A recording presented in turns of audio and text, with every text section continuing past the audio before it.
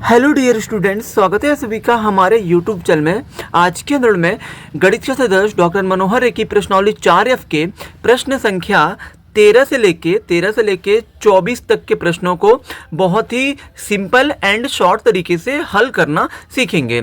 अगर आपको मेरी प्रश्न संख्या 1 से लेके 12 तक की वीडियो चाहिए तो इसे आप प्लेलिस्ट में जाके देख सकते हैं, जो कि मेरे चैनल में द्विघात समीकरण में मैंने उसे लिस्टेड किया हुआ है। तो चलिए अब हम प्रश्न संख्या 13 पे ध्यान देते हैं। हमारा प्रश्न संख्या 13 दिया है, उन दो क्रमांक धन विषम पूर्णांकों को ज्ञात कीजिए जिनके वर्गों का योग 290 है। तो यहाँ पे डियर स्टूडेंट्स आप ध्यान दीजिए कि यहाँ पे बोला गया है उन दो क्रमांक धन विषम पूर्णांकों को ज्ञात कीजिए जिनके वर्गों का योग 290 है। तो हमें नहीं पता है कि वो दो क्रमांक धन विषम पूर्णांक क्या है, हमें नहीं पता है। तो यहाँ पे आपको मान लेना है, क्योंकि अगर किसी भी प्रश्न में कुछ भी आपको ज्ञात करने के लिए बोलना है, आप सभी जानते हैं कि उस प्रश्न में हम लोग उसे मान लेते हैं। तो यहाँ पे आपको मान लेना है, माना पहला क्रमांक धन विषम पूर्णांक आपको मान लेना है। ठीक है, यहाँ पे आपको लिख देना है माना पहला क्रमांक धन विषम पूर्णांक क्या मान लेंगे आप, x मान लेंगे। अब आप सभी जानते होंगे कि विषम संख्या आपकी कहाँ से शुरू होती है, 1 से शुरू होती है। 1 के बाद अगला विषम संख्या क्या आता है, 3 आता है, मतलब 1 के बाद क्रमांक अगला 3 आएगा। तो उसी तरह से x के बाद अगला जो होगा यानी कि दूसरा क्रमांक धन विषम पूर्णांक हमारा क्या होगा। तो यहाँ पे देखिए, यहाँ पे आपको लिखना है तथा दूसरा क्रमांक धन विषम पूर्णांक क्या होगा। तो यहाँ देखिए, अगर हमारा पहला विषम पूर्णांक अगर 1 है तो दूसरा 3 कैसे आया है। तो फिर कभी भी देखिए, अगला विषम पूर्णांक आपको तभी प्राप्त होता है जब आप उसके पिछले वाले में 2 जोड़ते हैं। तो उसी तरह से आपने अगर पहला x माना है तो दूसरा आपका हो जाएगा x + 2, यानी कि पहले वाले में 2 जोड़ दीजिए। अब देखिए प्रश्नानुसार में आ जाइए। प्रश्नानुसार में बोला है कि जिनके वर्गों का योग 290 है, यानी कि मतलब ये x का जो वर्ग है और धन यहाँ पे ये दूसरा जो धन विषम पूर्णांक है x + 2, इन दोनों के वर्गों का योग यहाँ पे दिया है। आपका प्रश्न में कितना दिया है, यहाँ पे देखिए 290 है। तो यहाँ पे बराबर में 290 लिख दीजिए। अब इसको हम लोग हल करेंगे। यहाँ देखिए, ये हो जाएगा आपका a² के रूप में, मतलब ये आपका x² है। ये वाला आपका किस रूप में दिया, a + b का होल स्क्वायर क्या होता है, a² + b² और प्लस होता है 2ab पे इसको हम लोग तोड़ देंगे। बराबर में 290 दिया तो 290 रहेगा। फिर ये आपका x² है, x² हो जाएगा 2x², फिर प्लस ये 2 का स्क्वायर होता है 4, प्लस ये 2 दूना 4 का गुणा x में करेंगे तो 4x होगा। बराबर में 290 है तो 290। इसमें सबसे बड़ी घात किसकी है, इसकी है, तो इसको हम लोग पहले ही लिखेंगे। इससे छोटी घात इसकी है तो इसको हम लोग इसके पास लिख देंगे, और ये +4 को अंत में लिख देंगे, और ये 290 को डियर स्टूडेंट्स हम लोग क्या करेंगे, 4 के पास लाएंगे। तो जब ये प्लस आएगा तो हो जाएगा माइनस, और ये बराबर में क्या बचेगा आपका 0। अब देखिए यहाँ पे हम लोग क्या करेंगे, 2x² + 4x। अब ये 290 में से 4 को घटाएंगे तो यहाँ पे माइनस टोटल कितना आ जाएगा, 284 हो जाएगा। बराबर में 0 है तो 0। इन सब में आपको क्या कॉमन दिख रहा है, 2 कॉमन दिख रहा है, तो 2 आप कॉमन ले लीजिए। तो x² + 2 से 4 भाग दीजिए, 2 बार में जाएगा माइनस। फिर आप क्या करिए, 2 से 284 में भाग दीजिए, तो 2 × 2 और 8 में देंगे तो 4 बार में जाएगा। फिर 2 से 4 में देंगे तो 2 बार में जाएगा। बराबर में 0 है तो 0। तो यहाँ पे स्टूडेंट्स यहाँ पे ध्यान दीजिए कि यहाँ पे 2 कॉमन है, इसीलिए इन सब में 2 कॉमन है, इसलिए 2 कॉमन लिया गया है। 2 कॉमन लेने से थोड़ा सा हमारा समीकरण छोटा हो जाएगा, इसलिए 2 कॉमन लिया गया। अब ये 2 जो है, 2 को भेज दीजिए 0 के पास। 2 जो है गुणा के रूप में, गुणा जब जाएगा तो भाग होगा, यानी कि 2 का हम लोग भाग दे देंगे 0 में तो 0 ही आ जाएगा, यानी कि x² + 2x - 142 बराबर ये 2 जाएगा 0 के पास तो 0 हो जाएगा। अब ये 142 है, यहाँ पे 142 का ऐसा 2 गुणनखंड करिए जिनको जोड़ने घटाने पर मध्य पद 2x प्राप्त हो जाए, क्योंकि ये आपका एक द्विघात समीकरण बन गया है। और द्विघात समीकरण को हम लोग गुणनखंड विधि से ही हल करके जो मान हमें पूछा गया है, प्रश्न में जो चीज पूछा गया वो हम ज्ञात कर सकते हैं। तो यहाँ पे 142 का ऐसा 2 गुणनखंड करिए कि जिनको जोड़ने घटाने पे 2x आ जाए, मतलब 2 आ जाए।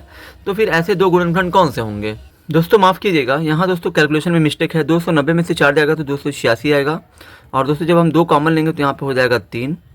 ठीक है, ये 3 आपका हो जाएगा। और दोस्तों यहाँ पे 143 का गुणा 1 में करेंगे तो हो जाएगा 143। और दोस्तों 143 का ऐसा 2 गुणनखंड कौन होगा, तो वो दोस्तों 13 और 11 होगा, क्योंकि दोस्तों 13 और 11 गुणा करेंगे तो 143 आएगा, और 13 में से 11 जाएगा तो आ जाएगा 2। तो दोस्तों यहाँ पे x² हो गया, प्लस यहाँ पे 13x में से माइनस करेंगे 11x तो आ जाएगा 2x, और माइनस 143 बराबर में 0 है तो 0। इन दोनों में देखना है कि दोस्तों क्या कॉमन है, x कॉमन हो गया तो x कॉमन लेंगे तो बचेगा अंदर 13, माइनस इन दोनों में दोस्तों 11 कॉमन होगा, क्योंकि 11 और 143 को काट पाएगा, इसलिए दोस्तों अंदर बचेगा x और माइनस माइनस हो जाएगा प्लस। 11 से 143 में भाग देंगे 13 बार बन जाएगा, बराबर में 0 है तो 0। अब दोस्तों यहाँ पे देखिए, यहाँ दोस्तों आपको क्या करना है, इन दोनों में से एक को कॉमन लेना है और दूसरे कोष्टक में इसको करना है x और माइनस में 11 बराबर में 0 कर देना है। अब दोस्तों यहाँ पे आपको क्या करना है, यहाँ दोस्तों एक बार इसकी तुलना 0 से करनी है, x प्लस 13 की तुलना 0 से, तो यहाँ पे x बराबर हो जाएगा -13। और दोस्तों यहाँ पे x माइनस 11 की तुलना 0 से करेंगे तो x बराबर हो जाएगा 11। यहाँ दोस्तों हमें दोस्तों वे दोनों विषम पूर्णांक बताने हैं, तो अतः वे क्रमांगत विषम पूर्णांक क्या हो जाएंगे। तो दोस्तों पहला हमने क्या माना था, x माना था, दूसरा माना था x प्लस 1। तो दोस्तों यहाँ पे देखिए, यहाँ दोस्तों x का 2 मान आ रहा है, एक दोस्तों माइनस में आ रहा है, एक आ रहा है प्लस में। तो दोस्तों माइनस मान आपको कभी भी नहीं लेना है, आपको दोस्तों प्लस वाला ही मान लेना है। तो यहाँ दोस्तों x की जगह पे आपको जो है 11 लेना है, फिर दोस्तों यहाँ पे x की जगह पे 11 लेंगे, 11 और प्लस 1 कितना हो जाएगा 12। यानी कि दोस्तों आपका वे दोनों क्रमांगत विषम पूर्णांक आपके 11 और 12 होंगे। सॉरी दोस्तों, पहला x था, दूसरा x प्लस 2 था। तो दोस्तों यहाँ पे x का मान तो 11 लेंगे, 11 और 2 कितना हो जाएगा 13।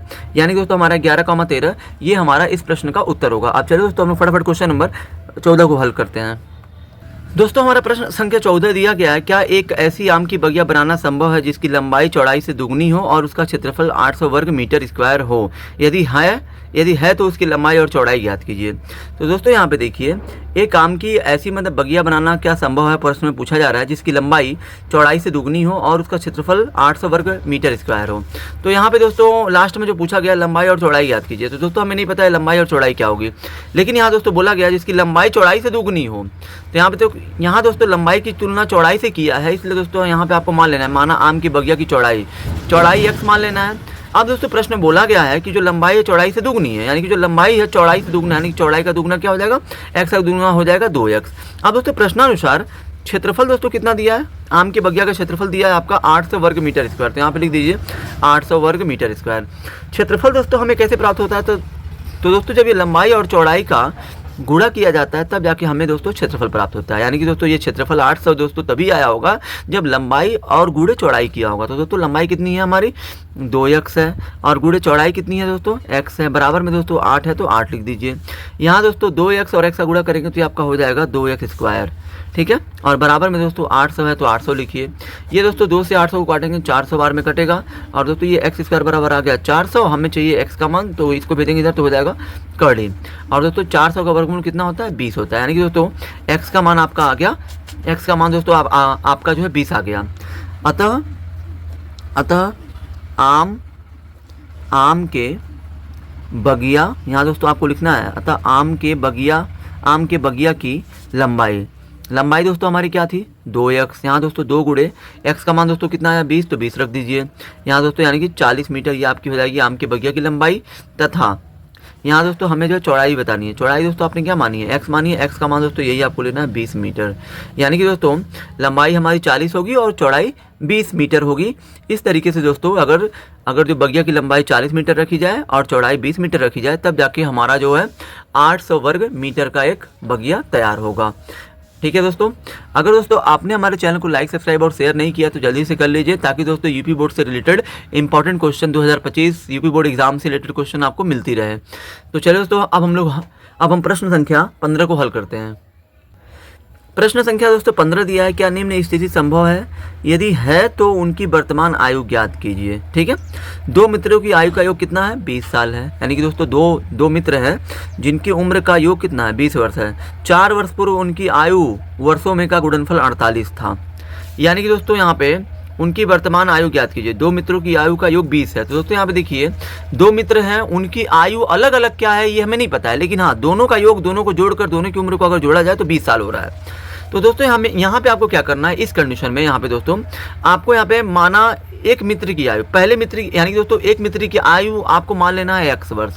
अब दोस्तों एक मित्र और दोस्तों दूसरे मित्र दोनों को मिला के दोस्तों कितना दिया 20। एक का दोस्तों आप जो है मान चुके हैं, तो दोस्तों दूसरे मित्र की आयु कैसे मिलेगी, दोनों का जो योग है दोस्तों, कभी भी अगर दोस्तों 2 चीज़ें हैं दोनों का योग अगर दिया है उनमें से एक पता चल जाए, जैसे कि 2 मित्र हैं, एक मित्र की आयु आपने x मान लिया और दूसरे का पता करना है, तो आपको क्या करना है, योग में से योग में से आपको घटा देना है जो आपको पता है, यानी कि पहले मित्र की आयु को, तो ये आपको मिल जाएगा दूसरे मित्र की आयु।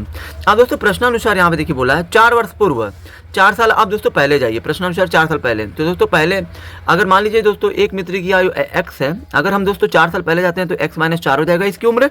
और दोस्तों दूसरे मित्र की आयु कितनी है 20 - x है, इसका भी दोस्तों 4 साल पीछे जाइए तो इसमें भी 4 घट जाएगा। अगर दोस्तों यहाँ देखिए 4 वर्ष पूर्व उनकी आयु का गुणनफल, यानी कि दोस्तों 4 साल पहले दोनों लोग चले गए, ये भी दोस्तों एक मित्र की आयु x थी, ये भी दोस्तों 4 साल पहले गया तो x - 4 हो गया। दूसरे मित्र की आयु 20 - x है, ये भी जो 4 साल पहले गया, तो तब दोस्तों 4 साल पहले जब दोनों जा रहे हैं तो दोनों की आयु का जो गुणनफल है, यहाँ दोस्तों प्रश्न में कितना दिया है 48, तो दोस्तों बराबर में 48 आ रहा है। यहाँ दोस्तों ये x - 4 है तो x - 4 करिए गुणे, यहाँ दोस्तों 20 में से माइनस करेंगे 4 कितना आ जाएगा 16, माइनस में x है तो x बराबर में 48 है तो 48। यहाँ दोस्तों क्या करना है आपको, इन दोनों ही कोष्टकों का गुणा करना है, x को उठाइए पहले, इन दोनों में गुणा करिए, तो x का गुणा 16 में करिए तो हो जाएगा 16x, माइनस x का गुणा फिर x में तो हो जाएगा x², माइनस है तो माइनस, 4 का गुणा 16 में करिए तो 64 हो जाएगा, फिर माइनस माइनस हो जाएगा प्लस, फिर 4 का गुणा x में करेंगे तो हो जाएगा 4x बराबर में 48 है तो 48।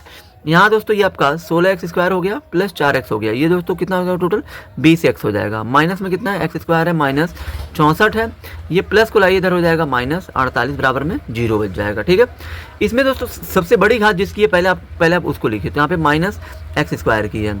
फिर दोस्तों यहाँ पे इससे छोटी घात किसकी है, इसकी है, तो इसका के प्लस है तो यहाँ पे ये हो जाएगा 20x, माइनस 64 माइनस 48 टोटल कितना हो जाएगा 110 बराबर में 0 तो 0। इन सब में दोस्तों आप जो है माइनस कॉमन ले लीजिए, क्योंकि दोस्तों प्रथम पद अगर माइनस में है तो माइनस आप माइनस ले लीजिए कॉमन, तो अंदर बचेगा x² माइनस प्लस हो जाएगा माइनस, ये हो जाएगा 20x, फिर माइनस प्लस माइनस माइनस हो जाएगा प्लस, और 110 बराबर में 0 है तो 0 कर लीजिए। अब दोस्तों इस माइनस को भेज दीजिए 0 के पास, तो ये आपका हो जाएगा x² माइनस 20x प्लस 110 बराबर में माइनस जाएगा या प्लस जाएगा 0 के पास तो 0 ही हो जाएगा। अब दोस्तों ये आपका एक द्विघात समीकरण बन चुका है यहाँ से। अब इसको हम लोग गुणनखंड विधि से हल करेंगे, गुणनखंड करके। तो दोस्तों यहाँ पे 110 का गुणा 1 में करिए तो हो जाएगा 110, और दोस्तों 110 का ऐसा 2 गुणनखंड करिए जिनको जोड़ने घटाने पर 20 आ जाए। तो दोस्तों ऐसे 2 गुणनखंड कौन से होंगे दोस्तों, माफ़ कीजिएगा, माइनस 64 और माइनस 48 दोस्तों हो जाएगा 112, यहाँ दोस्तों 112 होगा ये। ठीक है, 112 यहाँ पे जब होगा दोस्तों तो यहाँ पे 112 कम 112। अब जो 112 का ऐसा 2 गुणनखंड करेंगे जिनको जोड़ने घटाने पर 20 आ जाए। ठीक है, तो दोस्तों यहाँ पे अगर हम 112 का गुणा एक में करें तो 112 आएगा। अब दोस्तों 112 का ऐसा 2 गुणनखंड दोस्तों संभव नहीं है जिनको दोस्तों जोड़ने या घटाने पर 20 प्राप्त हो जाए, यानी कि दोस्तों इस दोस्तों प्रश्न का गुणनखंड करना संभव नहीं है। इसलिए दोस्तों आपका प्रश्न में ऑलरेडी लिख दिया है कि यहाँ पे दोस्तों निम्न स्थिति संभव है, यदि है तो उनकी वर्तमान आयु ज्ञात कीजिए। तो दोस्तों यहाँ पे गुणनखंड करना दोस्तों संभव ही नहीं है, और दोस्तों जब तक गुणनखंड नहीं हो पाएगा दोस्तों ये जो हल भी नहीं हो पाएगा। इसलिए दोस्तों यहाँ पे आपको लिख देना अतः दी गई स्थिति, यहाँ पे आपको दोस्तों लिख देना है अतः दी गई स्थिति संभव नहीं है। यहाँ दोस्तों आपको लिख देना है संभव नहीं है, क्योंकि दोस्तों यहाँ पे गुणनखंड नहीं हो पा रहा है। अब चलिए दोस्तों हम लोग प्रश्न संख्या 16 को हल करते हैं। दोस्तों हमारा प्रश्न संख्या 16 दिया गया है, क्या परिमाप 80 मीटर तथा क्षेत्रफल 400 वर्ग मीटर स्क्वायर के एक पार्क को बनाना संभव है? यदि है तो उसकी लंबाई और चौड़ाई याद कीजिए।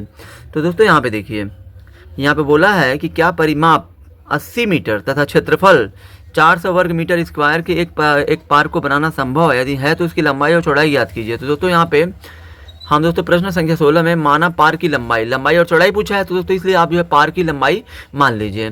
यहाँ दोस्तों पार की लंबाई आप मान लीजिए x, ठीक है, और दोस्तों यहाँ पे पार्क की चौड़ाई क्या मान लीजिए आप y मान लीजिए। अब दोस्तों प्रश्नानुसार यहाँ पे आपका आयताकार पार्क का परिमाप दे दिया है। यहाँ दोस्तों देखिए परिमाप आपका 80 दिया है, तो दोस्तों यहाँ पे आयताकार पार्क का परिमाप बराबर 80। आयत का दोस्तों परिमाप का सूत्र क्या होता है, 2 कोष्ठक में लंबाई प्लस चौड़ाई होता है, यानी कि दोस्तों ये 2 कोष्ठक में लंबाई प्लस चौड़ाई क्या होगा तभी ये 80 लाया है। यहाँ दोस्तों 2 है तो 2 लिखिए, लंबाई दोस्तों क्या है यहाँ पे x है तो यहाँ पे लिख दीजिए x, प्लस चौड़ाई कितनी है दोस्तों y है तो y लिख दीजिए, बराबर में दोस्तों 80 है तो 80, 2 से दोस्तों 80 को काटेंगे 40 बार में, यानी कि दोस्तों x प्लस y बराबर यहाँ दोस्तों कितना आ जाएगा 40 आ जाएगा। इसको दोस्तों आपको समीकरण 1 मान लेना है। तथा दोस्तों आगे आपका क्षेत्रफल भी बोला है। यहाँ दोस्तों क्षेत्रफल दोस्तों इसे कितना चाहिए, क्षेत्रफल दोस्तों यहाँ पे चाहिए 400 वर्ग मीटर स्क्वायर। तो दोस्तों यहाँ पे क्षेत्रफल हमारा दिया 400 वर्ग। क्षेत्रफल का दोस्तों सूत्र क्या होता है आप सभी जानते हैं, लंबाई गुणे चौड़ाई होता है, बराबर में दोस्तों कितना दिया है 400। लंबाई दोस्तों कितना हमने माना है x, चौड़ाई माना है y, और बराबर में 400 है तो 400। ये दोस्तों यहाँ पे इसको आपको समीकरण मान लेना है 2 मान लेना है, ठीक है दोस्तों, क्योंकि दोस्तों यहाँ पे कुछ हल नहीं होगा। अब दोस्तों फिर आपको क्या करना है, अब समीकरण 1 से दोस्तों आपको क्या करना है, समीकरण 1 से यहाँ पे आपको लिखना है समीकरण 1 से। समीकरण 1 से दोस्तों आप जो ये x प्लस वाई बराबर 40 दिया है समीकरण 1 में, x प्लस वाई बराबर 40, यहाँ से दोस्तों आप जो है y का मान निकालिए, y का मान। तो दोस्तों ये y को छोड़ देंगे इधर ही, x के आगे प्लस है तो जाएगा इधर क्या हो जाएगा माइनस, यानी कि दोस्तों 40 माइनस x ये आपका हो जाएगा। और दोस्तों इस y का मान, यानी कि दोस्तों हमने समीकरण 1 से y का मान निकाला 40 माइनस x, इसको दोस्तों आप समीकरण 2 में रख दीजिए। तो दोस्तों यहाँ पे आपको लिखना है यहाँ y का मान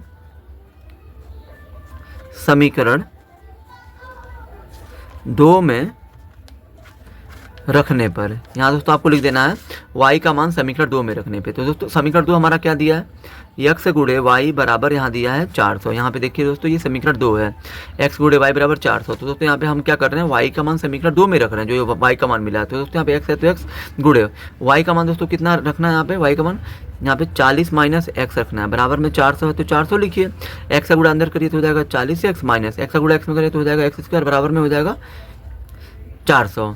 यहाँ दोस्तों अब आपको क्या करना है, जिसकी घात बड़ी है उसका पहले लिखिए, तो माइनस एक्स स्क्वायर हो जाएगा, 40 आगे कुछ नहीं तो प्लस है, प्लस आ जाएगा यहाँ पे। और दोस्तों 400 को लाइए इस साइड में तो हो जाएगा माइनस 400, बराबर में क्या बचेगा 0। अब दोस्तों यहाँ से हम लोग इसका जो है, यहाँ से दोस्तों हम लोग जो है इसका गुणनखंड करेंगे, जो हमारा ये द्विघात समीकरण प्राप्त हुआ है। लेकिन दोस्तों यहाँ पे आप एक काम और भी कर सकते हैं, अगर दोस्तों किसी भी द्विघात समीकरण का अगर दोस्तों प्रथम पद अगर माइनस में तो माइनस आप कॉमन ले लीजिए। यहाँ पे एक्स स्क्वायर माइनस प्लस हो जाएगा माइनस 40x और ये माइनस माइनस हो जाएगा प्लस 400, बराबर में 0 है तो 0।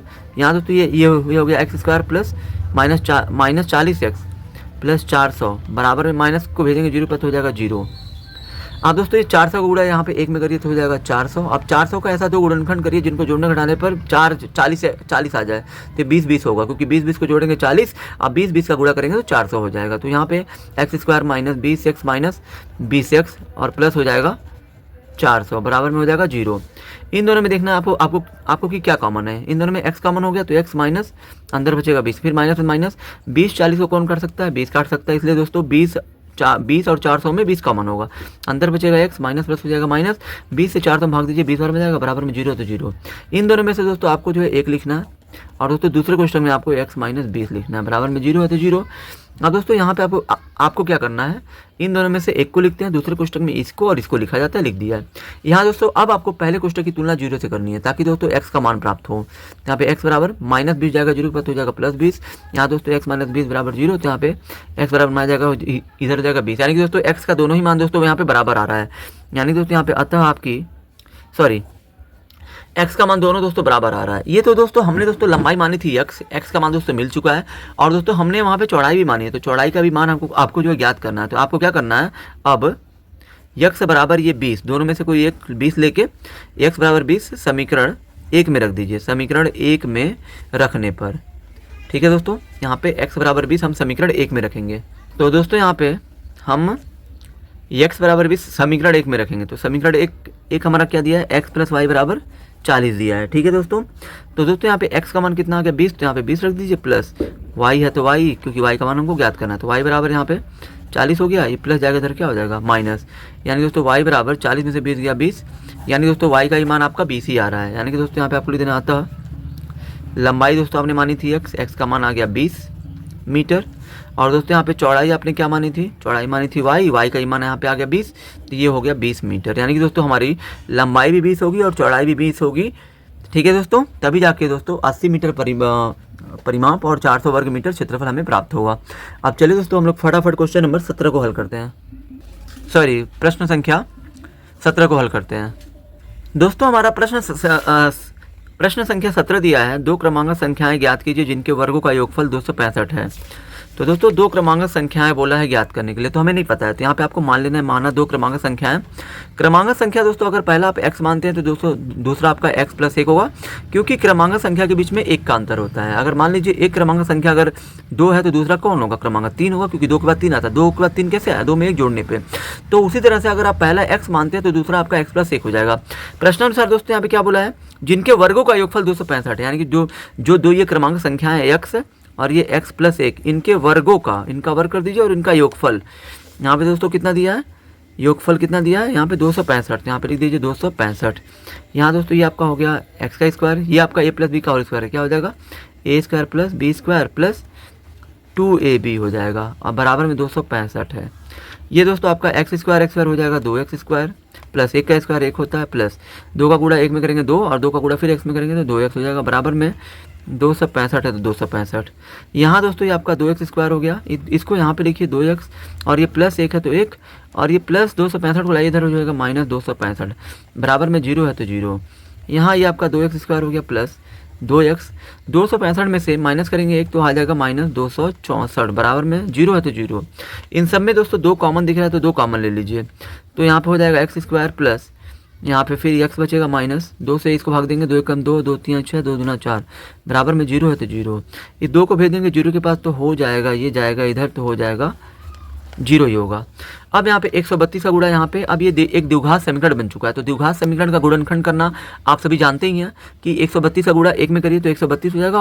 और यहाँ पे 132 को हम लोग ऐसे तोड़ेंगे जिनको जोड़ने घटाने पर 1 प्राप्त हो जाए, तो ये 11 और 12 होगा, क्योंकि 12 में से 11 जाएगा तो 1 आ जाएगा और 11 और 12 गुणा करने में फिर जो 132 आना चाहिए और दोस्तों आएगा भी। तो यहाँ पे ये x² प्लस 12x माइनस कितना हो जाएगा 11x और माइनस 132 बराबर में 0 है तो 0। इन दोनों में क्या कॉमन है, x कॉमन है तो x प्लस 12 बचेगा माइनस, इन दोनों में क्या कॉमन है 11 कॉमन है तो अंदर बचेगा x माइनस माइनस हो जाएगा प्लस, 11 कम 11, 11 दूना 22 बराबर में 0 है तो 0। अब इन दोनों में से आपको एक को लिखना है और दूसरे कोष्टक में हम लोग इसको लिखते हैं और इसको माइनस 11 बराबर में 0। अब यहाँ पे आपको क्या करना है, एक बार इसकी तुलना 0 से करनी है, तो x प्लस 12 की तुलना जब आप 0 से करेंगे तो x का मान आपको मिल जाएगा माइनस 12, फिर ये x माइनस 11 का तुलना 0 से करेंगे तो हो जाएगा x बराबर 11। ठीक है दोस्तों। अब दोस्तों यहाँ पे अतः वे 2 क्रमागत संख्याएं आपकी क्या हो जाएंगी, तो यहाँ देखिए वे 2 क्रमांक संख्या दोस्तों आपने क्या माना था, x माना था और एक x प्लस 1 माना था, तो यहाँ पे x का 2 मान मिला है, एक मान आपको माइनस में मिला है, एक मान प्लस में मिला है, तो हमेशा हम लोग प्लस वाला ही मान लेते हैं, माइनस वाला नहीं लेते हैं। तो यहाँ पे x बराबर आपको ये 11 लेके चलना है, तो x यहाँ पे 11, फिर यहाँ पे x यहाँ पे 11 रखेंगे और प्लस 1 करेंगे तो हो जाएगा 12, यानी कि यहाँ पे 11 और 12 वे 2 हमारी क्रमांक संख्याएँ होंगी जिनके वर्गों का योग 265 होगा। अब चलिए दोस्तो68 हम लोग फटाफट क्वेश्चन नंबर 18 को हल करते हैं। यहाँ प्रश्न संख्या हमारा 18 दिया हुआ है, 2 वर्गों के क्षेत्रफलों का योग 468 वर्ग मीटर है। 2 वर्गों के क्षेत्रफलों का योग 468 वर्ग मीटर है। यदि उनके परिमापों का अंतर 64 मीटर हो तो दोनों वर्गों की भुजाएं ज्ञात कीजिए, यानी कि हमें यहाँ पे दोनों वर्गों की भुजाएं बतानी है। तो यहाँ पे डियर स्टूडेंट्स, यहाँ पे आप ध्यान दीजिए कि 2 वर्गों के क्षेत्रफलों का योग 468 वर्ग मीटर है। अब उन 2 वर्गों की भुजाएं क्या है हमें ये नहीं पता है, तो यहाँ पे आपको क्या करना है, सिंपली सा पहले यहाँ पे आपको माना पहले वर्ग की भुजा x मीटर हो गई। अगर दोस्तों पहले वर्ग की भुजा अगर आप x मीटर मानते हैं तो इसका परिमाप क्या हो जाएगा, परिमाप बराबर क्या होता है दोस्तों, वर्ग का परिमाप भुजा गुणे 4 होता है, तो भुजा हमारी x है, गुणे 4 करेंगे तो 4x मीटर हो जाएगा। दिया है यहाँ पे फिर जो आगे दिया है, यदि उनके परिमापों का अंतर का मतलब ये है कि दूसरे वर्ग का परिमाप में से अगर आप घटा रहे हैं पहले वर्ग का परिमाप तो आपको 24 मीटर मिल रहा है। यहाँ पे देखिए दिया है, यदि उनके परिमापों का अंतर का मतलब क्या, घटाना। तो यहाँ देखिए दूसरे वर्ग का परिमाप और पहले वर्ग के परिमाप, इन दोनों के बीच का अंतर का मतलब क्या, माइनस करने पर 24 मीटर आ रहा है। यहाँ पे देखिए बोला है 24 मीटर है अंतर, इन दोनों में अंतर का मतलब क्या, घटाना है, फर्क है 24 का। तो यहाँ देखिए तो दूसरे वर्ग का परिमाप फिर क्या हो जाएगा, तो यहाँ देखिए अगर पहले वर्ग का परिमाप हमें मिल गया है 4x तो दूसरे वर्ग का परिमाप क्या होगा, तो यहाँ देखिए दोस्तों दूसरे वर्ग का परिमाप, यहाँ दोस्तों ये दोस्तों 24 है तो 24 लिखिए। यहाँ दोस्तों पहले वर्ग का परिमाप हमारा कितना है, पहले वर्ग की भुजा x है तो परिमाप कितना निकला है 4x। अब यहाँ पे अगर हम पहले वर्ग का परिमाप अगर हम यहाँ पे रख दें, यहाँ पे इसमें रख कर इधर हम पक्षांतर करें, माइनस जाएगा इधर क्या हो जाएगा प्लस, तो यहाँ पे पहले वर्ग का परिमाप 4 है तो यहाँ पे हो जाएगा 4x। ये दोस्तों हमारा हो गया दूसरे वर्ग का परिमाप।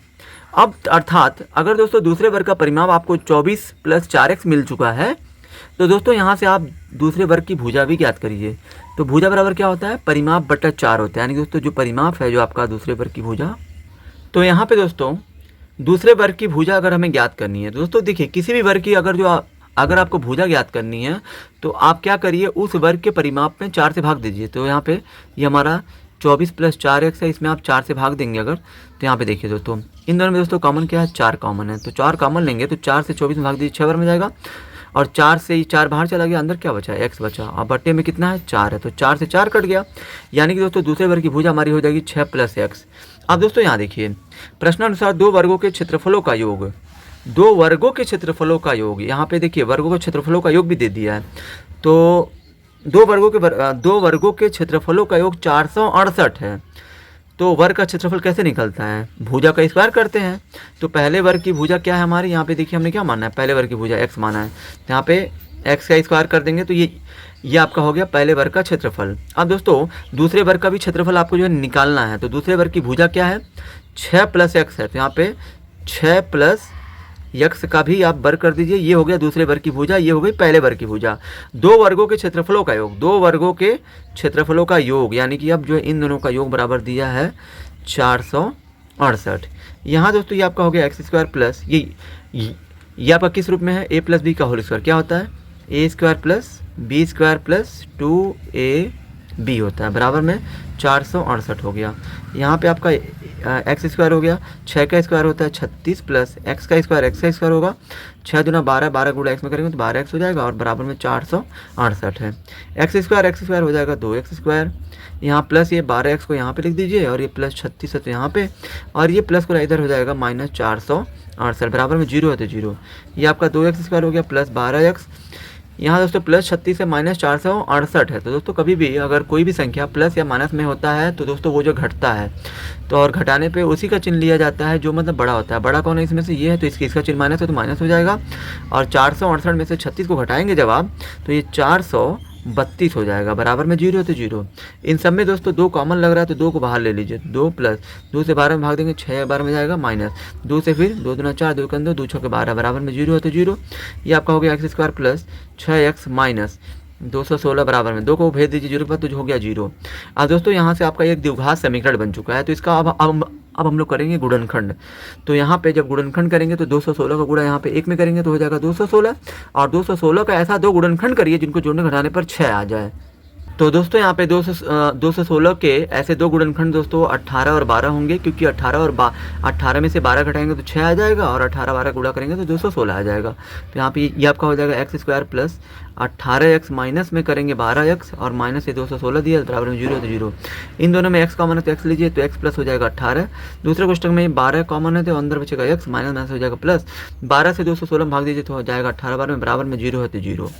अब दोस्तों यहाँ से हम लोग क्या करेंगे, यहाँ दोस्तों ये दोनों कोष्टक हमारा सेम आना चाहिए, आया भी है, तो x इन दोनों में से एक को लिखना है, दूसरे कोष्टक में इसको लिखते हैं x, और माइनस में 12 तो 12, बराबर में 0 है तो 0। अब दोस्तों यहाँ पे आपको क्या करना है, एक बार इसकी तुलना 0 से करनी है, x प्लस 18 की तुलना 0 से, तो यहाँ पे x बराबर हो जाएगा प्लस, जाएगा इधर हो जाएगा माइनस, और एक बार x माइनस 12 की तुलना करनी है 0 से, तो x बराबर हो जाएगा 12। यहाँ दोस्तों x का 2 मान आ रहा है, एक माइनस और एक प्लस, तो आपको प्लस वाला ही मान हमेशा लेना होता है। अतः दोनों वर्गों की भुजाएं, दोनों वर्गों की भुजाएं दोस्तों क्या होंगी, भुजाएं बराबर। पहले वर्ग की भुजा दोस्तों आपने मानी है x, ठीक है। यहाँ दोस्तों आप ध्यान दीजिए कि यहाँ पे देखिए पहले वर्ग की भुजा आपने मानी है x, और दोस्तों दूसरे वर्ग की भुजा आपकी क्या है 6 + x है। तो यहाँ पे आपको लिख देना है, यहाँ पे आपको दोनों वर्गों की भुजाएं, पहला तो x था, दूसरा था 6 + x। तो यहाँ पे पहले वर्ग की भुजा आपको जो x का मान 12 लेना है तो 12 रखिए, कॉमा यहाँ दोस्तों 6 तो 6 प्लस x के जगह पे 12 लेना है, तो 12 अगर आप x की जगह पे 12 लेते हैं, 12 और 6 कितना हो जाएगा 18। यहाँ पे हमारा जो है पहले वर्ग की भुजा 12 होगी और दूसरे वर्ग की भुजा 18 होगी, और दोस्तों यही दोनों हमारी भुजाएं होंगी दोनों वर्गों की। तो दोस्तों इस प्रश्न में यही जो पूछा गया था कि दोनों वर्गों की भुजाएं बताते हैं, 12 और 18 होंगी। अब चले दोस्तों हम लोग फटाफट क्वेश्चन नंबर 19 को हल करते हैं। दोस्तों हमारा प्रश्न संख्या 19 है, एक क्लास टेस्ट में शेफाली के गणित और अंग्रेजी में प्राप्त किए गए अंकों का योग 30 है।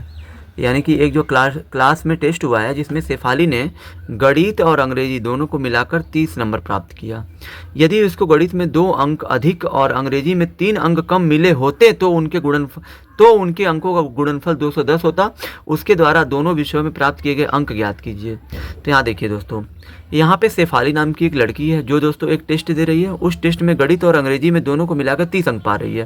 तो यहाँ पे लास्ट में पूछा गया है उसके द्वारा दोनों विषयों में प्राप्त किए गए अंक ज्ञात कीजिए। तो फिर हमें नहीं पता है कि हाँ वो गणित और अंग्रेजी दोनों में मिलाकर कितना अंक प्राप्त किया। तो यहाँ पे आपको मान लेना है इस कंडीशन में आपको माना शेफाली ने गणित में x अंक प्राप्त किए, क्योंकि दोस्तों पहले जो है गणित की बात हो रही है, इसलिए हम लोग पहले गणित में मान लेंगे कि हाँ माना उसने जो गणित में x अंक प्राप्त किए। तब दोस्तों अंग्रेजी में प्राप्त अंक हमको कैसे मिलेगा?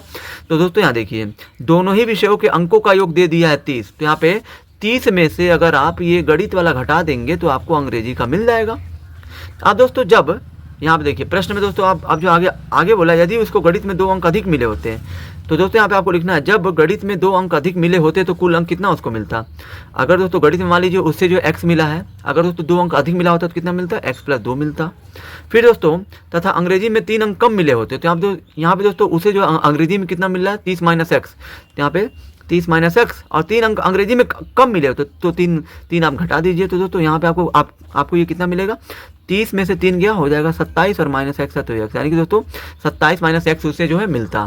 प्रश्नानुसार दोस्तों अगर उसे गणित में 2 अंक अधिक मिलता तो x + 2 होता और अंग्रेजी में 3 अंक कम मिलता तो 27 - x होता। तब दोस्तों यहाँ पे देखिए, जब उसे गणित में 2 अंक कम मिल रहा है तो फिर गणित में 2 अंक अधिक मिल रहा है तो x + 2 हो रहा है, और जब उसे अंग्रेजी में 3 अंक कम मिल रहा है तो यहाँ पे कितना हो रहा है 27 - x हो रहा है। तब दोस्तों इनके जो है अंकों का गुणनफल यहाँ दोस्तों हमारा प्रश्न में दिया हुआ है 210 होता। कितना होता?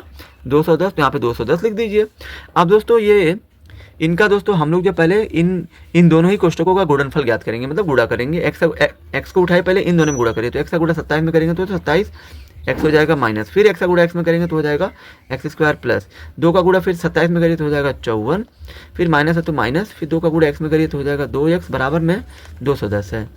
ये दोस्तों 27x में से माइनस करेंगे 2x तो हो जाएगा 25x, माइनस में x² प्लस में 54 बराबर में 210 है। यहाँ दोस्तों सबसे बड़ी घात इसकी है तो इसको आपको लिखना है x² को, फिर दोस्तों इससे छोटी घात इसकी है, इसके आगे कुछ नहीं तो प्लस है तो प्लस लिख दीजिए 25, और दोस्तों यहाँ पे प्लस 54 है तो 54 लिखिए, और ये 210 के आगे कुछ नहीं तो प्लस लाइए इधर हो जाएगा -210 बराबर में क्या बचेगा? 0 बचेगा। ठीक है। अब दोस्तों यहाँ देखिए इन सब में दोस्तों क्या कॉमन है? आपका माइनस कॉमन है तो माइनस लीजिए तो x² बचेगा, माइनस प्लस हो गया, माइनस कॉमन लेंगे दोस्तों जब आप यहाँ पे माइनस कॉमन लेंगे तो x² हो गया, यहाँ दोस्तों माइनस प्लस हो जाएगा -25x, और दोस्तों यहाँ देखिए ये दोस्तों इन दोनों में दोस्तों बड़ा चिन्ह किसका है? माइनस वाले का, तो माइनस लेंगे बाहर तो अंदर बचेगा प्लस। तो 210 में से 54 को आप घटा दीजिए, 210 में से 54 जब घटेगा तो ये आपका हो जाएगा 6 5 1 यानी कि 156 होगा। अब बराबर में 0 तो 0, फिर दोस्तों माइनस को भेज दीजिए 0 के पास, तो यहाँ पे x² माइनस 25x और प्लस में 156 हो गया, माइनस को भेजिए इसके बाद 0 हो जाएगा। अब यहाँ पे 156 का गुणा यहाँ पे 1 में करिए तो हो जाएगा 156, और जो 156 का ऐसा 2 गुणनखंड करिए जिनको जोड़ने घटाने में 25 आ जाए, तो ये दोस्तों आपका हो जाएगा 13 और 12 होगा। ठीक है, 13 और 12 का गुणा करेंगे तो 156 होगा, और 13 12 को जोड़ेंगे तो 25 हो जाएगा। तो आपका हो जाएगा x² minus 13x minus 12x और प्लस में है 156 बराबर में है 0। अब दोस्तों यहाँ पे देखिए इन दोनों में क्या कॉमन है? x कॉमन हो जाएगा तो x माइनस 13 बचेगा अंदर, इन 12 और 156 को 12 काट सकते हैं इसलिए 12 कॉमन ले लीजिए, x है माइनस प्लस हो जाएगा माइनस, 12 से 156 भाग दीजिए 13 और बन जाएगा बराबर में 0 तो 0 है। इन दोनों में से दोस्तों एक को आपको लिखना है x माइनस 13 और दूसरे कोष्टक में इसको लिखना है x माइनस 12 बराबर में 0। ठीक है। अब दोस्तों यहाँ पे देखिए, यहाँ दोस्तों अब आपको क्या करना है? अब आपको करना ये है कि यहाँ एक बार इसकी तुलना आपको 0 से करनी है, x माइनस 13 की तुलना 0 से, तो x बराबर हो जाएगा 13, फिर यहाँ पे x माइनस 12 की तुलना करनी है 0 से, तो x बराबर हो जाएगा 12। यानी दोस्तों यहाँ पे आपको लिख देना अतः गणित में प्राप्त अंक, यहाँ दोस्तों आपको मान लेना है गणित में प्राप्त अंक, ये दोस्तों दोनों ही आपके प्लस में आ रहे हैं, इसलिए यहाँ पे हमारा ये दोनों। तो दोस्तों अगर उसे अंग्रेजी गणित में 13 मिला होगा तो अंग्रेजी में 17, अगर उसे गणित में 12 मिला होगा तो अंग्रेजी में उसे 18 मिला होगा। ठीक है दोस्तों। अब चलिए हम लोग दोस्तों प्रश्न संख्या 20वें को हल करते हैं। दोस्तों हमारा प्रश्न संख्या दोस्तों 20वें में 2 प्रश्न दिया गया है। पहला प्रश्न है एक समकोण त्रिभुज की ऊंचाई इसके आधार से 7 सेंटीमीटर कम है, यदि कर्ण 13 सेंटीमीटर हो तो अन्य दो भुजाएं ज्ञात कीजिए। यानी कि दोस्तों यहाँ पे दोस्तों दिया है एक समकोण त्रिभुज की ऊंचाई इसके आधार से 7 सेंटीमीटर कम है। तो दोस्तों यहाँ पे देखिए समकोण त्रिभुज दोस्तों आप सभी जानते हैं कि हमारा समकोण त्रिभुज में 90 अंश का कोण बनता है। इसको दोस्तों हम लोग जो ऊंचाई कहते हैं ये आपका कर्ण होता है सबसे बड़ी भुजा, और दोस्तों आधार आपका यहाँ पे नीचे वाला होता है। यहाँ दोस्तों बोला गया है कि एक समकोण त्रिभुज की ऊंचाई इसके आधार से 7 सेंटीमीटर कम है, यानी कि ऊंचाई की तुलना आधार से किया है। इसलिए दोस्तों यहाँ पे आपको मानना है माना समकोण त्रिभुज का आधार दोस्तों आपको क्या मान लेना है, x मान लेना है। तब समकोण त्रिभुज की ऊंचाई क्या हो जाएगी, ऊंचाई इसके आधार से 7 सेंटीमीटर कम है। यानी कि दोस्तों बोला है कि जो ऊंचाई आधार से 7 कम है, इसलिए दोस्तों आधार क्या है x है, तो x में से 7 घटा दीजिए, यही आपका हो जाएगा ऊंचाई। अब दोस्तों यहाँ पे आपका यदि कर्ण कितना दिया है, 13 दिया है, यानी दोस्तों कर्ण आपका दे दिया है। अब दोस्तों यहाँ देखिए आधार हमने x माना, ऊंचाई x - 7 हो गई, आधार भी दिया है। जब दोस्तों किसी भी समकोण त्रिभुज में दोस्तों कोई भी भुजा का मान हमें ज्ञात करना है, दिया ना यहाँ पे कि अन्य दो भुजाएं ज्ञात कीजिए। अन्य दो भुजाएं का मतलब दोस्तों है कि कर्ण आपका दे दिया 13, ऊंचाई और जो है हमें जो आधार बताना है। इसलिए दोस्तों यहाँ पे आपको पाइथागोरस प्रमेय का प्रयोग करना है। अगर जो समकोण त्रिभुज से संबंधित कोई प्रश्न है और समकोण त्रिभुज की अगर जो किसी भुजा का मान पूछा जाता है तो आपको पाइथागोरस प्रमेय का प्रयोग करना है। पाइथागोरस प्रमेय दोस्तों क्या होता है, पाइथागोरस प्रमेय दोस्तों वह प्रमेय होता है जिसमें कर्ण का वर्ग होता जो मतलब कर्ण का वर्ग होता है वो दोस्तों बराबर होता है लंब के वर्ग धन आधार के वर्ग के। तो दोस्तों यहाँ पे कर्ण कितना दिया है, कर्ण दोस्तों हमारा प्रश्न में दिया है 13, यहाँ पे स्क्वायर है तो स्क्वायर करिए बराबर। लंब दोस्तों कितना दिया है, लंब का मतलब दोस्तों है ऊंचाई दोस्तों कितनी दी है x - 7, यहाँ पे स्क्वायर है तो स्क्वायर करिए प्लस। आधार कितना दिया है, आधार दोस्तों x है तो x करिए, स्क्वायर है तो स्क्वायर। 13 का स्क्वायर दोस्तों कितना होता है 169 होता है। ये दोस्तों हमारा a - b का होल स्क्वायर है, क्या होता है a square plus b square minus 2ab होता है। अब प्लस में आपका क्या दिया एक्स स्क्वायर। दोस्तों यहाँ पे ये हो गया 169, एक्स स्क्वायर है, यहाँ पे भी एक स्क्वायर तो हो जाएगा 2x स्क्वायर प्लस 7 का स्क्वायर कितना होता है 49, 7 × 14 गुणा x में करिए तो हो जाएगा 14x। यहाँ दोस्तों अब आप क्या करिए इस पूरे पक्ष को लाइए इधर, तो ये जाएगा 2x square plus 49 minus 14x, और ये पूरा भेज दीजिए इधर, ठीक है। ये दोस्तों आपका हो गया 2x स्क्वायर, दोस्तों ये माइनस 14x को यहाँ पे लिख दीजिए इसके पास, और ये प्लस 49 को लास्ट में लिख दीजिए। फिर ये प्लस को लाइए इधर, हो जाएगा माइनस 169 बराबर में 0। यहाँ दोस्तों ये आपका हो गया 2x square minus 14x minus 169 में से 49 घटाएंगे तो आ जाएगा 120 बराबर में 0 है तो 0।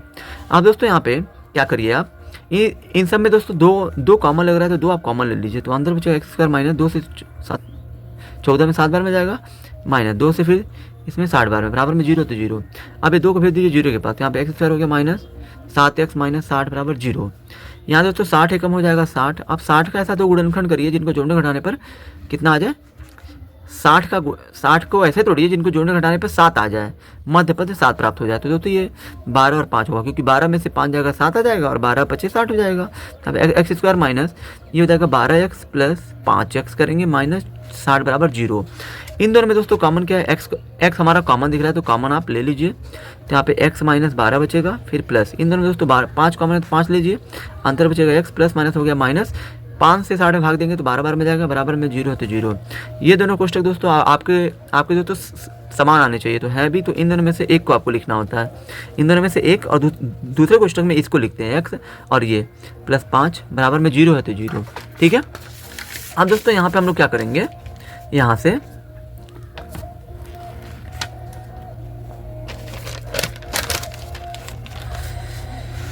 दोस्तों हम क्या करेंगे, यहाँ लिखना है आपको। यहाँ एक बार दोस्तों पहले कोष्टक की तुलना 0 से करिए, ठीक है।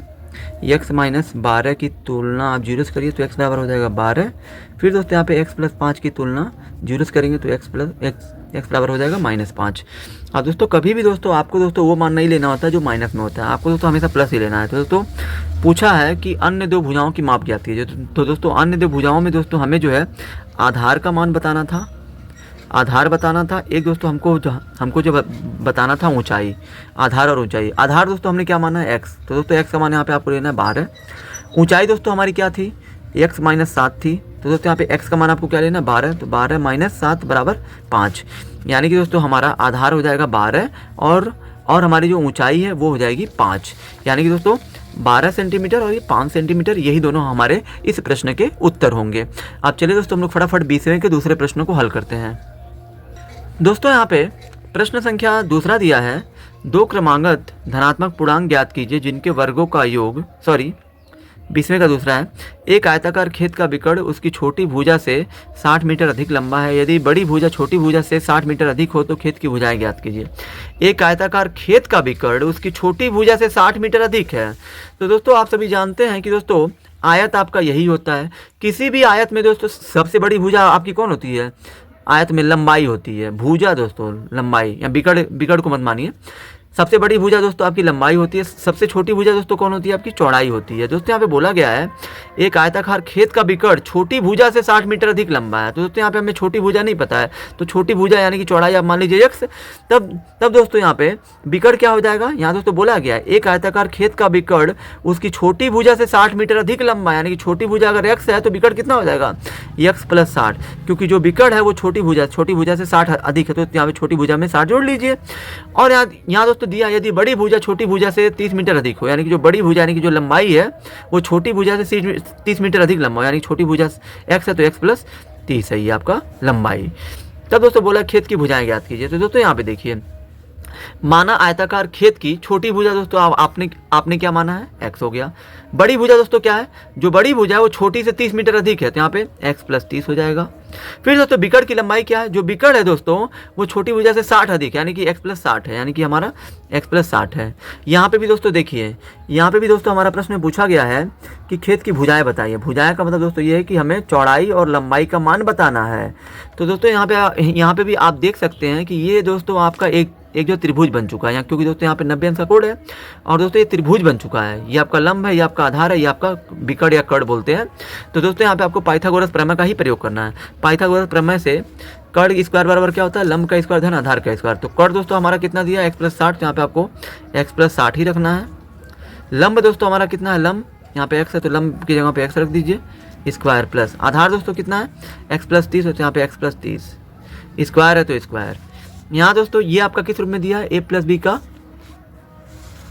ये दोस्तों आपका दिया है a + b का होल स्क्वायर, क्या होता है a² + b² + 2ab।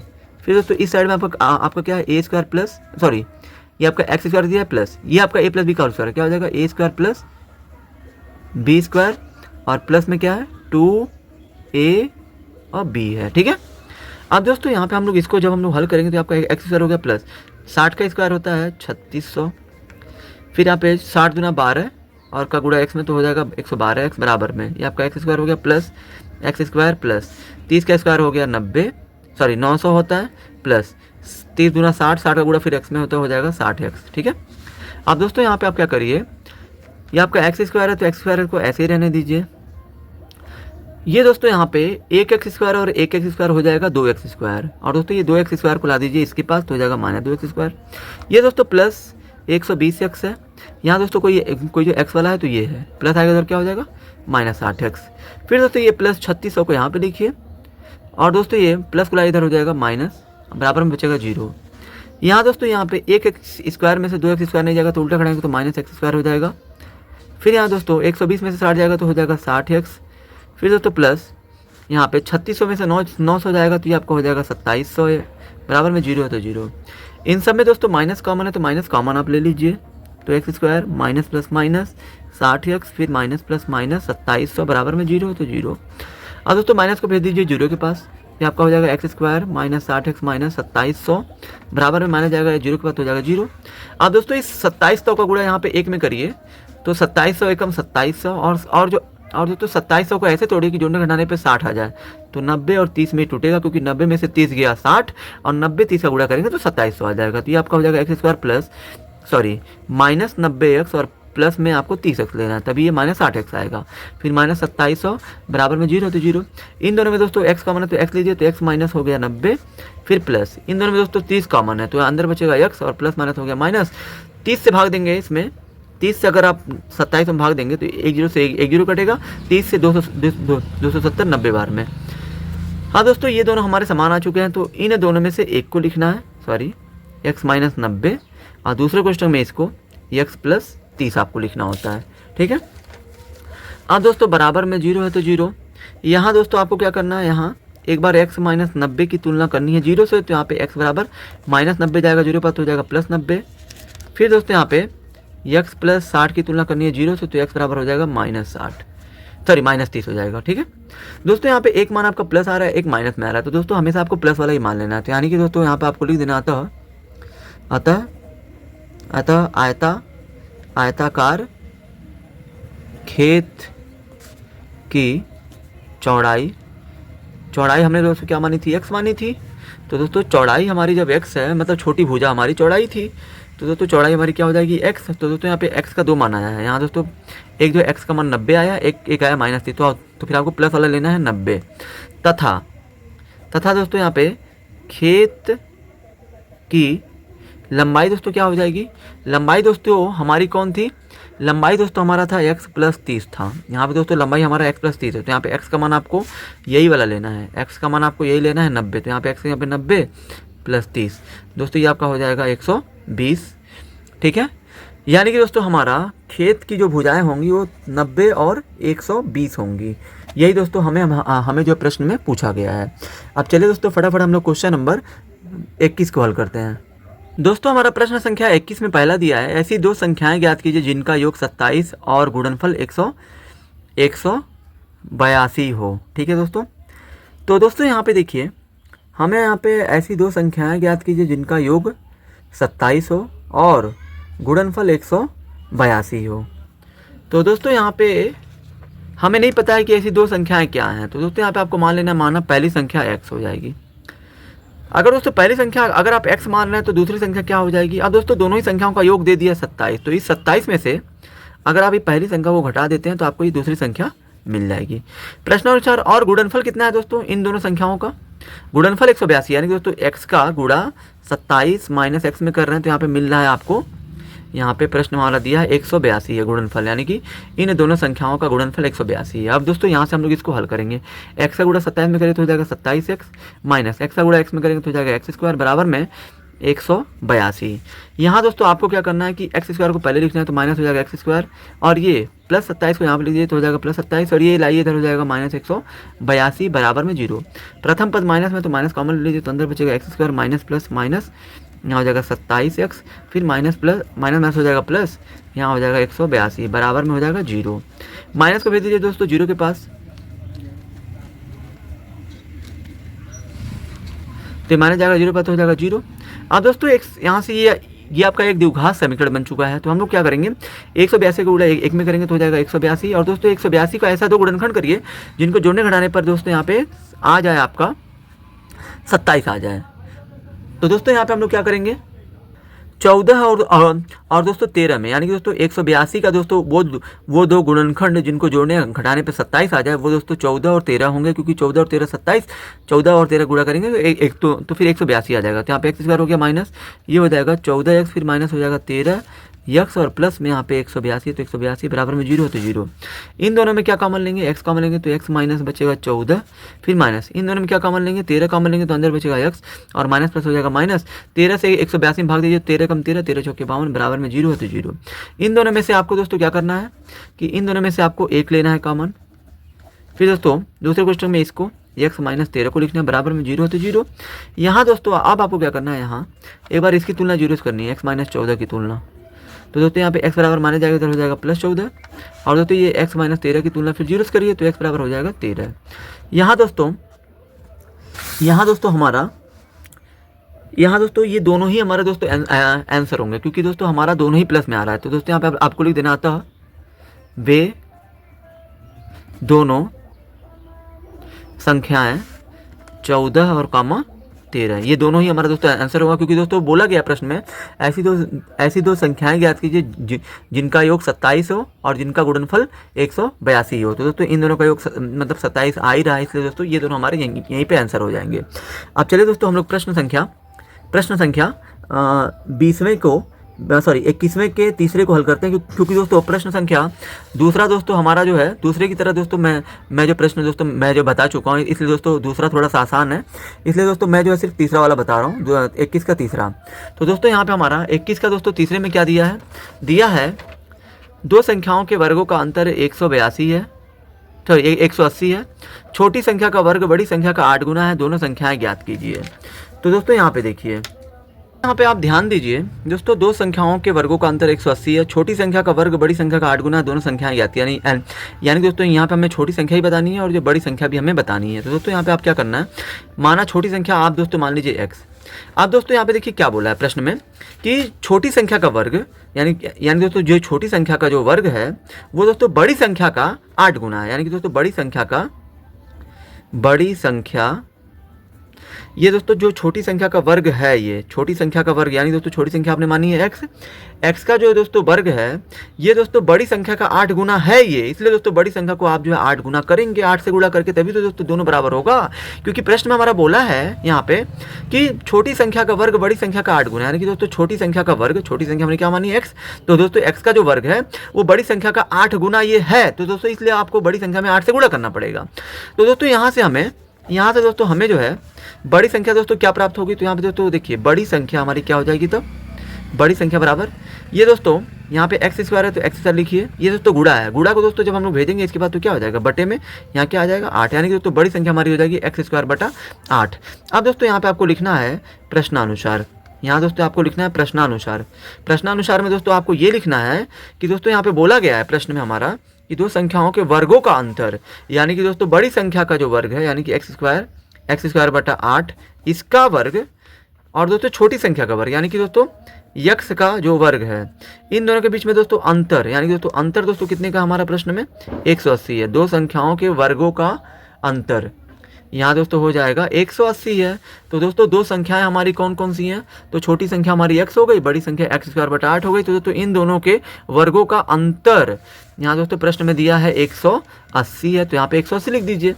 अब दोस्तों यहाँ पे आप क्या हल करेंगे, तो दोस्तों यहाँ पे देखिए x पे स्क्वायर है, फिर दोस्तों इसका भी स्क्वायर है तो ये हो जाएगा x पे 4, फिर 8 का स्क्वायर हो गया 64, माइनस में दोस्तों यहाँ पे x स्क्वायर है तो x स्क्वायर बराबर में 180 है तो 180, यहाँ दोस्तों ये x पे 4 हो गया, माइनस 64 का गुणा एक्स स्क्वायर में करिए तो हो जाएगा 64 एक्स स्क्वायर बराबर में 180 है तो 180, यहाँ दोस्तों ये हो गया x पे 4 माइनस 64 एक्स स्क्वायर, ये प्लस को लाएंगे तो हो जाएगा माइनस 180 बराबर में 0 है तो 0।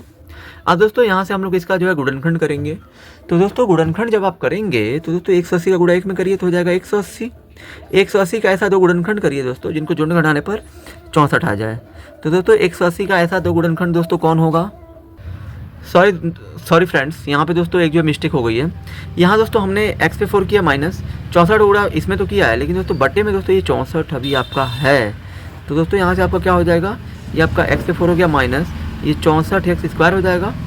अब दोस्तों यहाँ देखिए, यहाँ दोस्तों ये x पे 4 माइनस 64 एक्स स्क्वायर बटा में 64 है, यहाँ दोस्तों 180 के नीचे कुछ नहीं तो 1 कर लीजिए। अब दोस्तों यहाँ पे आपको क्या करना है कि तिरछा गुणा करना है, 1 का गुणा x पे 4 माइनस 64 एक्स स्क्वायर में करेंगे तो इतना ही आएगा। फिर दोस्तों बराबर में 64 का गुणा फिर आपको करना है 180 में, इसका गुणा दोस्तों इसमें होगा और इसका इसमें होगा। तो दोस्तों 64 का गुणा जब आप दोस्तों 180 में करेंगे तो दोस्तों ये आपका 11,520 आ जाएगा, ठीक है। अब दोस्तों ये आपका हो गया x पे 4 माइनस 64 एक्स स्क्वायर, ये दोस्तों प्लस वाला इधर हो जाएगा माइनस 11,520 और बराबर में 0 बचेगा। अब दोस्तों यहाँ से हम लोग इसका जो है गुणनखंड करेंगे। तो दोस्तों गुणनखंड कैसे होगा, ये दोस्तों x पे 4 हो गया, 11,520 का गुणा दोस्तों एक में करिए तो 11,520 होगा। अब दोस्तों 11,520 का ऐसा दो गुणनखंड करिए जिनको जोड़ घटाने पर 64 आ जाए। तो दोस्तों ये आपका होगा 144 और दोस्तों ये आपका होगा 80, क्योंकि दोस्तों 144 में से दोस्तों जब आप 80 घटाएंगे तो 64 आ जाएगा और दोस्तों 144 और जो 80 का गुणा करेंगे तो 11,520 आ जाएगा। इसलिए दोस्तों ये आपका माइनस 144x और प्लस ये आपका 80x और ये माइनस में कितना दिया 11,520 बराबर में 0 है। इन दोनों में दोस्तों क्या कॉमन है, सॉरी यहाँ पे दोस्तों एक्स स्क्वायर है तो इन दोनों के साथ भी रहेगा एक्स स्क्वायर। इन दोनों में दोस्तों एक्स स्क्वायर कॉमन हो जाएगा तो अंदर क्या बचेगा एक्स स्क्वायर माइनस यहाँ दोस्तों कितना बचेगा 144, क्योंकि ये आपका आ गया बाहर, प्लस है तो प्लस 80 और दोस्तों 11,520 को कौन काट सकता है 80 काट सकता है। इसलिए दोस्तों अंदर आपका बचेगा एक्स स्क्वायर प्लस माइनस हो गया माइनस और दोस्तों 80 से आप भाग देंगे इसमें तो ये आपका आ जाएगा 144 बराबर में 0 तो 0। इन दोनों में से दोस्तों आपको जो है एक को लिखना है एक्स स्क्वायर माइनस 144 और दूसरे क्वेश्चन में आपको इसको लिखना है एक्स स्क्वायर प्लस 80 बराबर में 0 है तो 0। अब दोस्तों यहाँ पे आपको क्या करना है, यहाँ दोस्तों एक बार दोस्तों इसकी तुलना आपको 0 से करनी है, एक्स स्क्वायर माइनस 144 बराबर में 0, यहाँ पे एक्स स्क्वायर बराबर माइनस 144 जाएगा 0 पर तो हो जाएगा 144 हो जाएगा। और दोस्तों यहाँ पे फिर यहाँ पे हमें चाहिए x का मान, तो स्क्वायर को भेजेंगे इधर तो ये जो बन जाएगा कर्डी और दोस्तों x बराबर 144 का वर्गमूल कितना होता है दोस्तों? 12 होता है। फिर दोस्तों आपको क्या करना है, यहाँ पे इसकी भी तुलना 0 से करनी है। जिस तरह से आपने इसका तुलना 0 से किया है यहाँ पे, तो यहाँ पे एक्स स्क्वायर प्लस 80 का भी तुलना 0 से करेंगे तो यहाँ पे एक्स स्क्वायर बराबर क्या हो जाएगा? प्लस जाएगा, इधर हो जाएगा माइनस, और दोस्तों यहाँ पे एक्स बराबर यहाँ पे कितना हो जाएगा? स्क्वायर को भेजेंगे तो कॉर्डिंग में हो जाएगा -80, और दोस्तों -80 का वर्गमूल नहीं होता है। तो दोस्तों इसलिए यहाँ पे दोस्तों एक्स का 2 मान आ रहा है। एक आपका एक्स का मान आ रहा है 12, एक मान आ रहा है आपका दोस्तों एक्स का आ रहा है माइनस करड़ी में -80। इसलिए दोस्तों आपको एक्स का ये वाला मान लेना है जो दोस्तों पॉजिटिव भी है, धनात्मक है और करड़ी से भी मुक्त भी है। तो दोस्तों यहाँ पे आपको लिख देना आता है छोटी संख्या, अतः छोटी संख्या हमारा दोस्तों क्या माना था हमने? एक्स, तो एक्स का मान कितना आ गया? 12 लेना है। और दोस्तों यहाँ पे आपको बड़ी संख्या जो होगा, बड़ी संख्या दोस्तों हमारा कितना है? तो दोस्तों बड़ी संख्या हमारी दोस्तों एक्स स्क्वायर बटा 8 थी।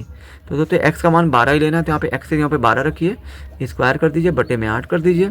फिर दोस्तों 12 का स्क्वायर कितना होता है? 144 और बटा में 8।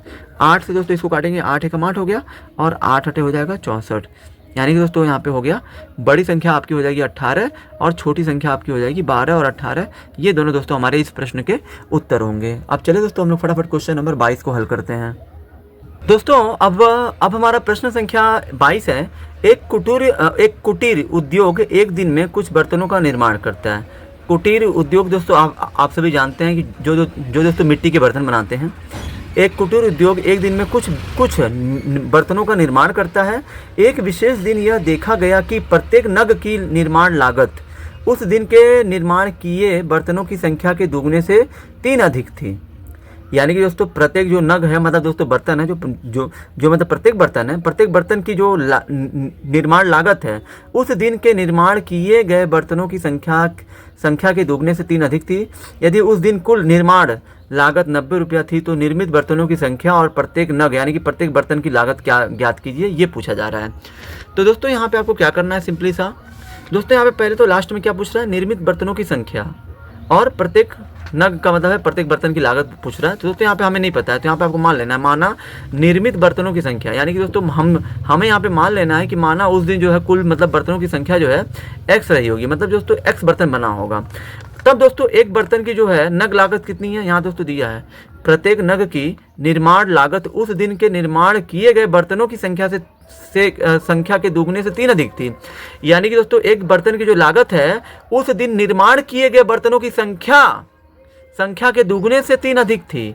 यानी कि दोस्तों कुल बर्तन दोस्तों कितना बना? एक्स। तो दोस्तों एक बर्तन की लागत में क्या जी बोला गया है कि प्रत्येक नग यानी कि दोस्तों प्रत्येक बर्तन की जो निर्माण लागत है उस दिन निर्माण किए बर्तनों की संख्या से 3 अधिक है। बर्तन हमारा निर्माण कितना हुआ, निर्मित कितना हुआ, कितना बना? एक्स।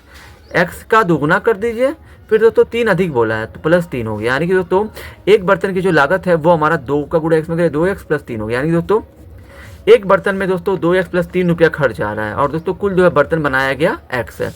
अब दोस्तों प्रश्न में हमारा दोस्तों कुल निर्माण लागत दोस्तों कितना है? उस दिन कुल निर्माण लागत रुपया कितनी थी? 90 रुपया। यानी कि दोस्तों ये जो है 90 रुपया जो आपका दिया है जो लागत है, ये दोस्तों कुल दोस्तों बर्तनों को बनाने में 90 रुपया खर्च आया। ये दोस्तों ये चीज़ बोल रहा है आपका। अब दोस्तों यहाँ देखिए एक बर्तन का दोस्तों खर्च कितना है? 2x + 3। अब दोस्तों मान लीजिए एक बर्तन के खर्च में दोस्तों कितने बर्तन बनाए गए? x बर्तन बनाए गए। एक बर्तन की अगर दोस्तों लागत 2x + 3 रुपया है तो दोस्तों मान लीजिए हमें जो है x बर्तनों की लागत पता करनी है। तो एक बर्तन के मूल्य में जितना बर्तन बनाया गया है उतने से आप गुणा कर दीजिए, यानी कि x से आप इसमें गुणा कर देंगे तो टोटल यही 90 रुपया आपका दिया हुआ है। अब दोस्तों x का गुणा 2x में करिए तो आ जाएगा 2x² प्लस x का गुणा 3 में करिए तो हो जाएगा 3x बराबर में 90 है तो 90। ये आपका 2x² हो गया प्लस 3x हो गया, प्लस को इधर क्या हो जाएगा? सॉरी दोस्तों ये आपका 3x है, प्लस लाइन इधर हो जाएगा माइनस बराबर में 0। अब दोस्तों यहाँ पे आप क्या करिए 90 का गुणा दोस्तों 2 में करिए तो हो जाएगा 180। अब दोस्तों 180 का ऐसा 2 गुणनखंड करिए जिनको जोड़ने घटाने पर 3 आ जाए, तो दोस्तों ये 18 और 15 होगा। ठीक है, सॉरी दोस्तों ये दोस्तों आपका 15 और 12 होगा, क्योंकि दोस्तों 12 का गुणा 15 में करेंगे तो 180 आ जाएगा और 15 में से 12 जाएगा तो 3 आ जाएगा। तो यहाँ पे आपका हो जाएगा 2x² प्लस ये 12x में से माइनस करेंगे, सॉरी 15x में से माइनस करेंगे 12x तो आ जाएगा 3x और माइनस 90 है तो 90 बराबर में 0 है तो 0। इन दोनों में दोस्तों कुछ कॉमन दिख रहा है। दोस्तों यहाँ पे आप क्या करिए ये 2x² है, -12 को पहले लिख दीजिए और ये +15 को बाद में लिख दीजिए।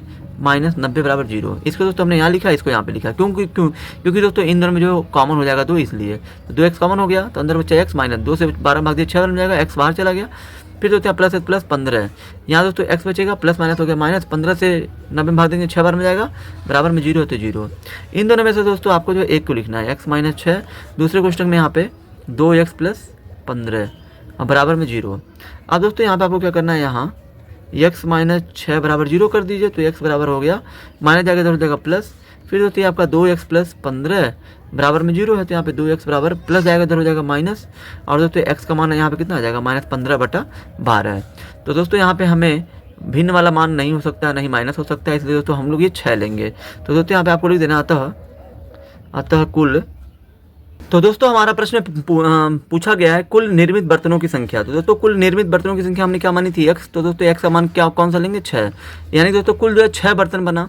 अब दोस्तों प्रत्येक नग यानी कि दोस्तों प्रत्येक बर्तन की लागत क्या थी हमारी, यहाँ दोस्तों 2x प्लस 3, यहाँ पे दोस्तों दिया भी है, देखिए हमने यहाँ पे एक बर्तन की लागत कितनी है, 2x प्लस 3 है। तो दोस्तों यहाँ पे हमको प्रत्येक बर्तन की लागत ही पूछा है, तो दोस्तों यहाँ पे आपको लिख देना है प्रत्येक नग की लागत 2x प्लस 3 है, तो यहाँ पे 2 है तो 2 गुणे x का मान दोस्तों कितना लेना है आपको, x का मान आपको 6 लेना है, तो यहाँ पे x यहाँ पे 6 हो गया प्लस 3 हो गया, यहाँ दोस्तों 2 6 के 12 हो गया प्लस 3 हो गया, यानी कि दोस्तों यहाँ पे रुपया 12 और 3 कितना हो जाएगा, 15।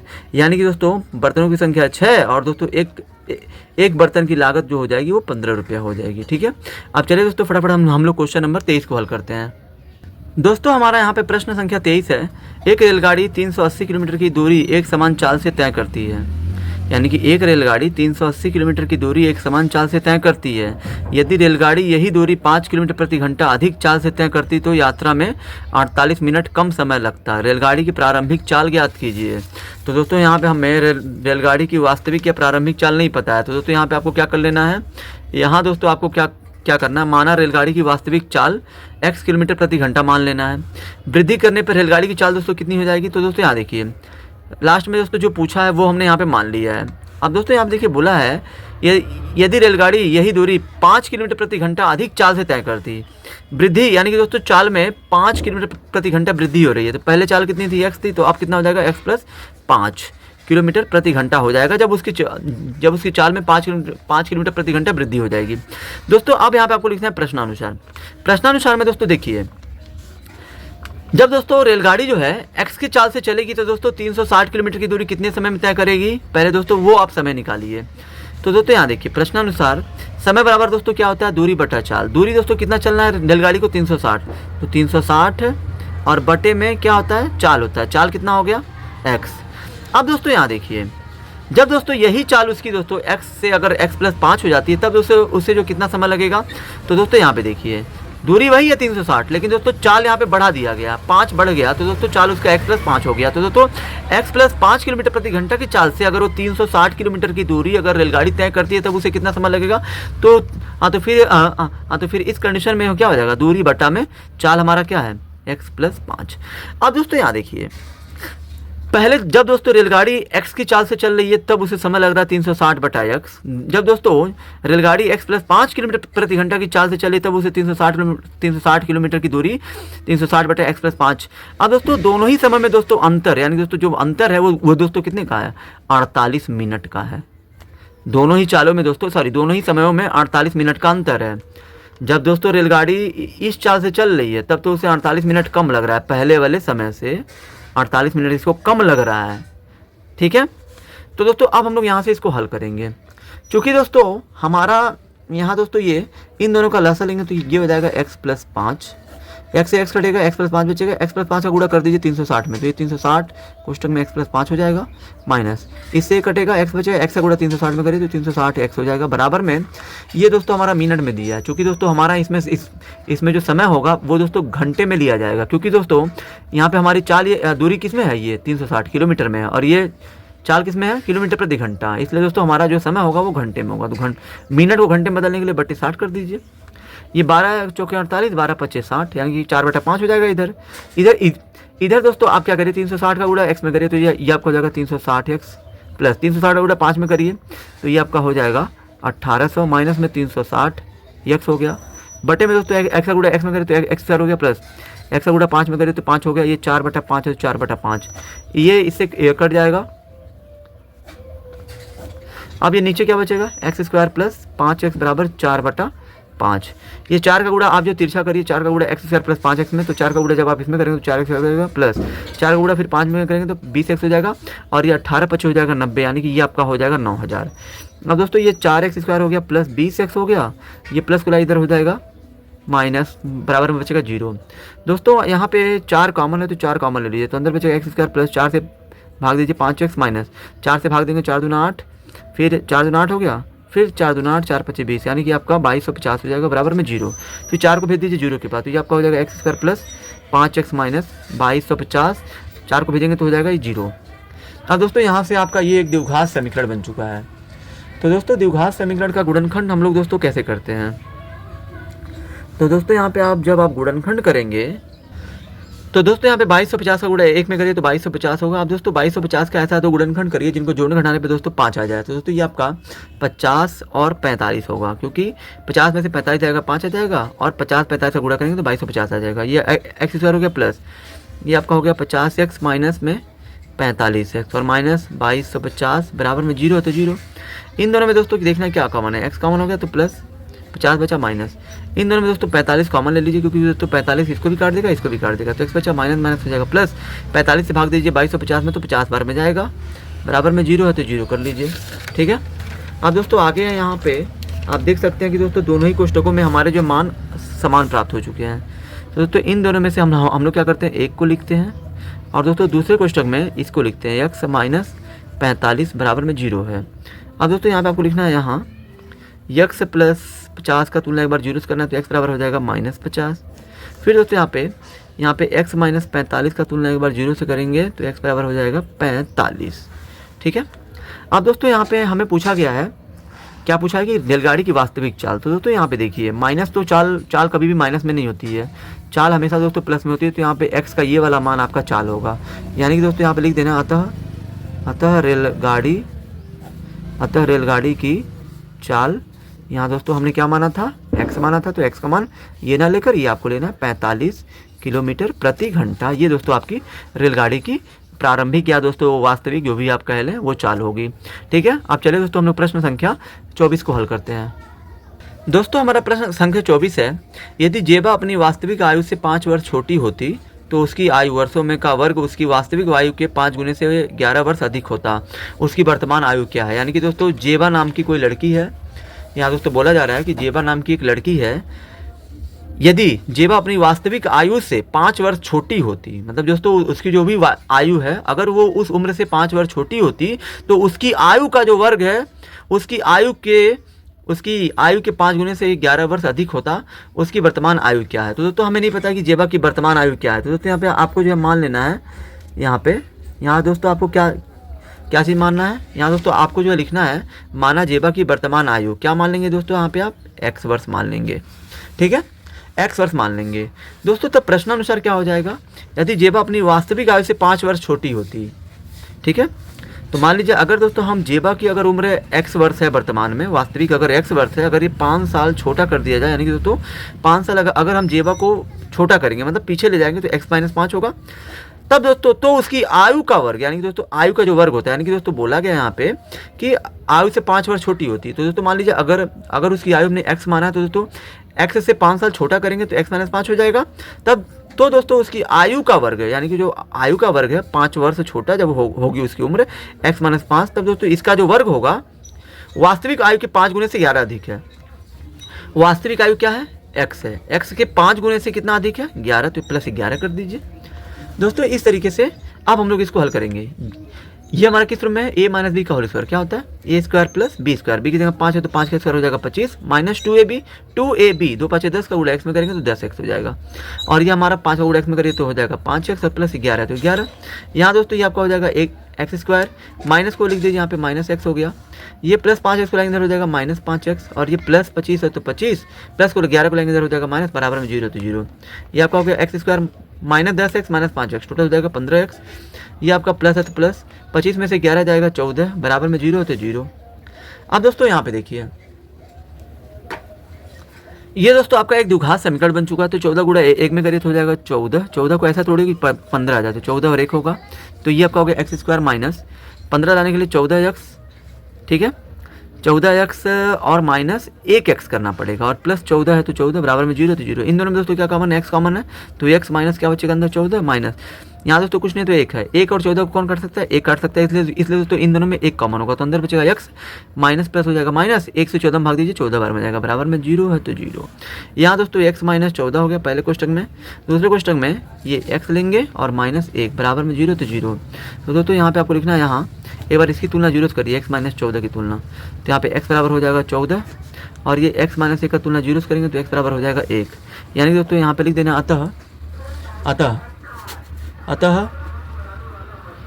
जेबा की वर्तमान आयु, जेबा की वर्तमान आयु दोस्तों हमने क्या मानी है, x मानी है। तो दोस्तों x का दोस्तों ये दोनों ही मान हो सकता है, 14 भी हो सकता है, 1 भी हो सकता है, इसलिए दोस्तों 14,1 वर्ष ये हमारा दोस्तों आंसर होगा। आई होप कि दोस्तों आप सभी को ये वीडियो बहुत ही ज़्यादा पसंद आई होगी। अगर आप हमारे चैनल पर नए हैं तो हमारे चैनल को लाइक, सब्सक्राइब और शेयर जरूर करें।